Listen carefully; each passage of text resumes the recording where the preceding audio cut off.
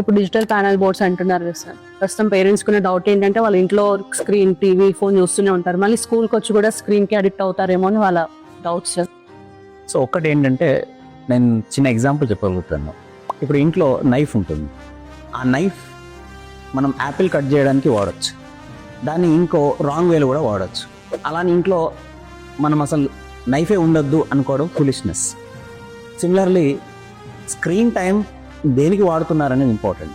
Unnecessary videos చూడడానికి phone వాడుతున్నారు, mobile వాడుతున్నారు, దట్స్ అ రాంగ్ థింగ్.